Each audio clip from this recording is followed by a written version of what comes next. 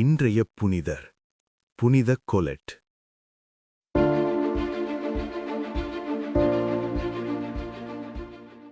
Saint கொலெட் 1381 முதல் 1447 வரை France நாட்டில் பிறந்த புனிதர்.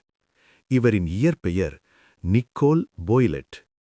சிறு வயதிலிருந்தே இறைபக்தியில் வளர்ந்த இவர் பெற்றோர் மறைவுக்குப் பிறகு முழுமையாக இறைவனுக்கே தன்னை அர்ப்பணித்தார். இவர் கிளாரிசு துறவியர் சபையை புவர் கிளேர்ஸ் சீர்திருத்தம் செய்து அதில் கடுமையான ஏழ்மை வாழ்க்கையையும் ஜெப வாழ்க்கையையும் மீண்டும் வலுப்படுத்தினார். பல மடங்களை நிறுவி துறவியாழ்வில் ஒழுக்கமும் ஆன்மீக தூய்மையும் வளர செய்தார். இவர் வாழ்க்கை முழுவதும் கடுமையான தவ வாழ்க்கை, இடையறாத ஜபம், திருச்சபை ஒற்றுமைக்காக உழைப்பு, ஏழைகளுக்கான கருணை இவற்றால் சிறந்து விளங்கியது. புனித கொலெட் அவர்கள் 1447 ஆண்டு இறைவனிடத்தில் நித்திய இளைப்பாறல் அடைந்தார். பின்னர் திருச்சபை அவரை புனிதராக அறிவித்தது. அவர் துறவியாழ்வின் புதுப்பிப்பிற்கான சிறந்த முன்னுதாரணமாக கருதப்படுகிறார்.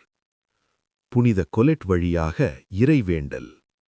அன்பான புனித கொலெட் அவர்களே, இறைவனுக்கான முழுமையான அர்ப்பணிப்பு வாழ்க்கையை எங்களுக்கு கற்றுத்தந்தவரே, எங்கள் உள்ளங்களில் ஜெப ஆவலை அதிகரிக்க அருள் புரியுங்கள்.